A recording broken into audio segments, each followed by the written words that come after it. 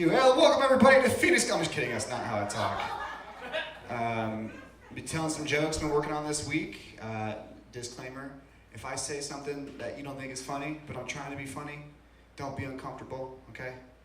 I'm not. So we're gonna get through it. Let's get right into it. Any Lion King fans here tonight? Lion King, great movie. I love Lion King. Oh man, I will never forget the first time I watched The Lion King. I was with my mom, and that scene came on, such an impactful scene, and I think you'll all agree with this. It's when, Mufasa's hanging there off the cliff. You're like, no. And then Scar comes up, and he sinks his claws into Mufasa. And you're like, oh man. And then Scar leans in, and then the veterinarian calls my mom to let her know that her dog just died. But that's Disney for you, Typical. Yeah, that movie really did a number on me, It really did a number. Does anybody say that? Because I don't know what that means. Like, what's the number? Like, what do you have? What is it? Do you have a dial? I don't know. Like, what is getting a number done on you? It's all right. There's more. Another saying I just can't quite get is, he wanted to have his cake and eat it too. Just because I don't know anybody that ever wanted to just have a cake. Cakes have a very high success rate of being eaten. Like, oh, did you hear about the guy? Oh man, he had a perfectly good cake.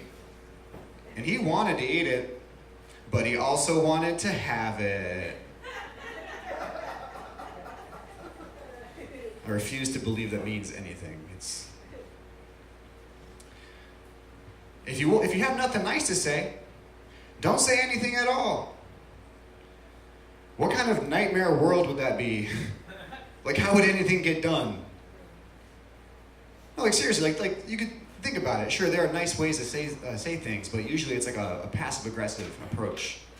Imagine you had this buddy, he got up to 800 pounds, and people wanted to say stuff, but they're like, man, you're getting really good at eating food and not exercising, man. It's all right. Just sayings we can talk about. You guys are great. I love coming to Phoenix Clubhouse. It's fun. It's a fun time. Put on a good show. People tell me that I look like Jason Bateman.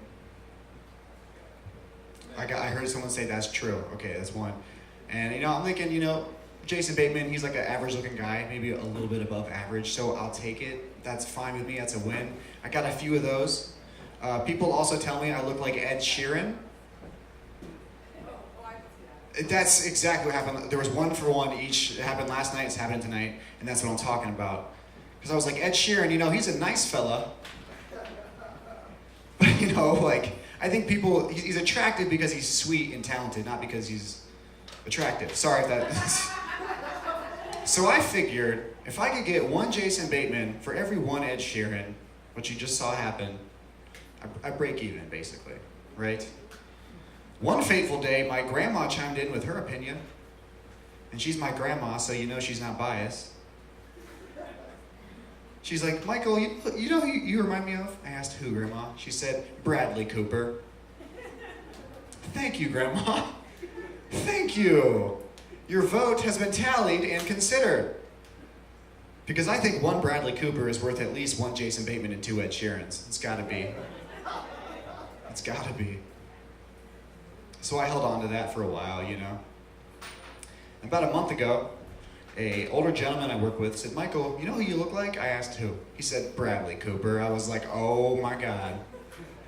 It's finalized. The votes are in, everybody. And it's official. Old people think I'm hot. Crushing it.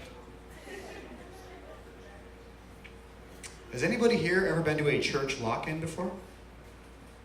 Do you guys know what a church lock-in is? No. Okay, well, let's see how this works out.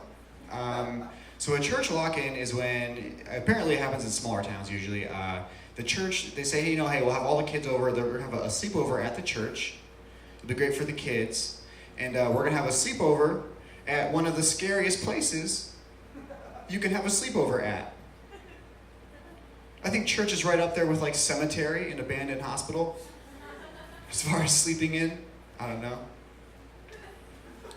It's a very interesting concept, church lock-in. Like there's a guy there, he's like, yeah, we'll get all the kids in the church, and once they're all in there, sleeping, the doors are locked. Gonna lock all the doors. And don't worry, I'll be inside making sure nothing weird is happening. Wouldn't want that. I don't know, Phoenix Clubhouse. I don't know. I heard an advertisement for a lock-in. It wasn't even a church lock-in, it was just like a community lock-in. For what? Like locking your kids in a room all night with strangers? Now these strangers, they may look like Jesus, but they're not. They're not Jesus. It's all right. This is fun. We're having fun. We're taking our time. Pulled some old stuff. I was eating a hamburger, and this lady came up to me. She was like, "Sir, how can you eat that hamburger? You know cows have best friends, right? You know cows have best friends?" I was like, oh my God. It's like, lady, hold on, slow down, okay? We're on the same side, all right? I'll get another burger, see what her friends taste like. Gee, yeah, that's probably an appropriate response. I'm a terrible person. Wow, all right, well, tell you what, this has been a lot of fun. I saw my buddy just walked in, he's going up after me, so I'm gonna go ahead and pass it off to whoever's next. Thank you all for listening. Have a nice night.